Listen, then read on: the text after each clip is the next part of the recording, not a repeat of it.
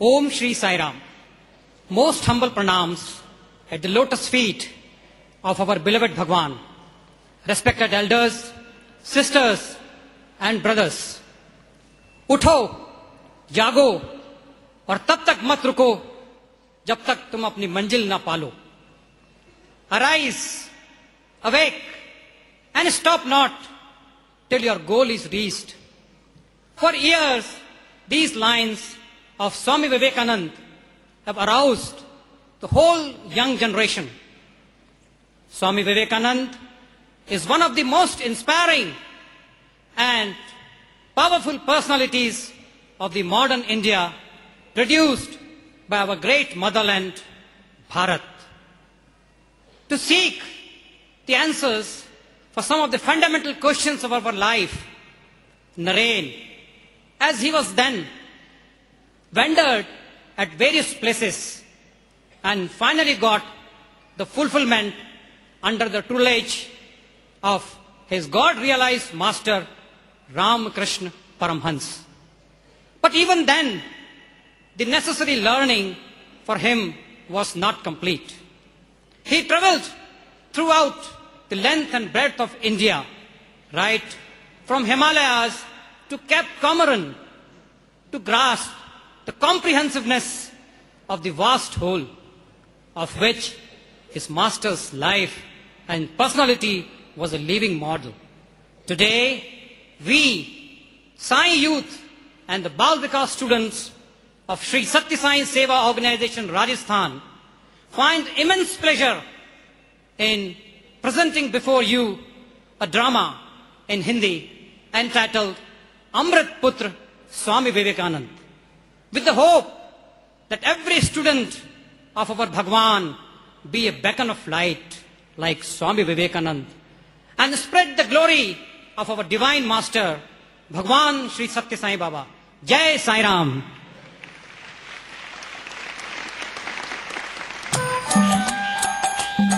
आज मैं आप सब लोगों को इस जननी जन्मभूमि भारत माँ के एक सच्चे सपूत अमृत पुत्र विवेकानंद की कहानी सुनाता हूँ। विवेकानंद यानी नरेंद्र नाथ का जन्म 12 जनवरी 1863 ईस्वी में कोलकाता के सिमला स्थान में विश्वनाथ एवं भुवनेश्वरी देवी के यहाँ हुआ। बचपन से ही नरेन के मन में आध्यात्म के प्रति गहरी रुचि और साधुओं के लिए बड़ा सम्मान था। जब भी कोई साधु उनके दरवाजे आता,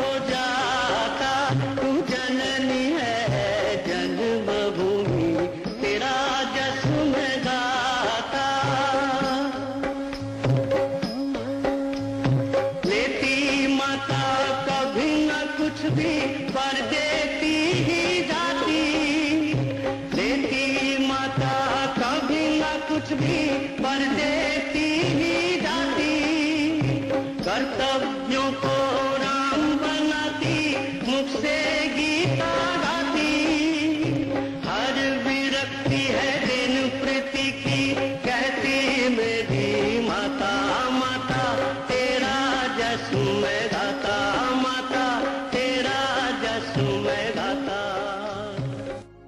बेटा, जाकर अंदर पूछकर आओ कि इस बूढ़े गरीब के लिए कोई चादर मिल जाए तो। अच्छा बाबा।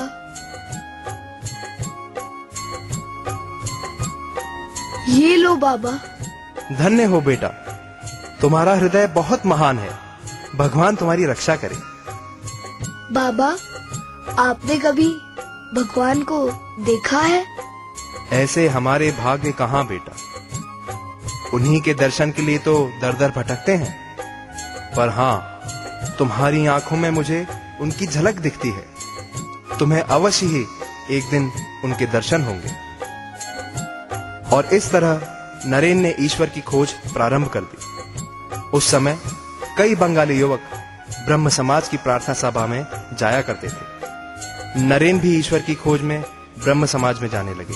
ज्ञान दो अभिज्ञान दो तुम प्रीति पावन दो, ज्ञान दो अभिज्ञान दो तुम प्रीति पावन दो, तुम्ही शुभता तुम्ही शुचिता सत्य आश्रय दो, प्रभु तुम सत्य आश्रय दो, प्रभु तुम सत्य आश्रय दो, धैर्य दो तुम शक्ति दो तुम सहनशीला वृत्ति दो, धैर्य दो तुम शक्ति दो तुम सहनशीला वृत्ति दो, तुम विरक्ति तुम्ही भक्ति चरण आश्रय दो, प्रभु तुम चरण आश्रय दो, प्रभु तुम चरण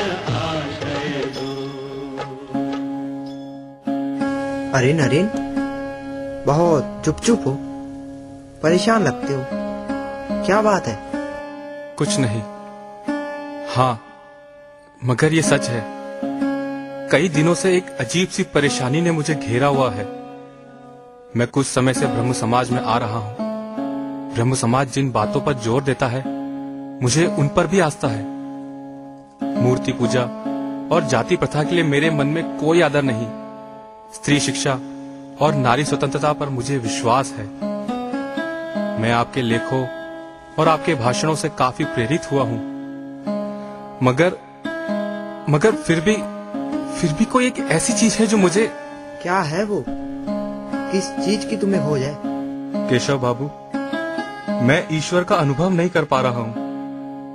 मैंने प्रार्थना की, मैंने अध्ययन किया, मैंने ध्यान लगाया, लेकिन जिस तरह बचपन में ईश्वर को अनुभव किया करता था, उस तरह नहीं कर पा रहा हूं। इसके लिए तुम्हें महर्षि देवेंद्रनाथ ठाकुर से मिलना चाहिए। क्या पता वो तुम्हारी सहायता कर सके।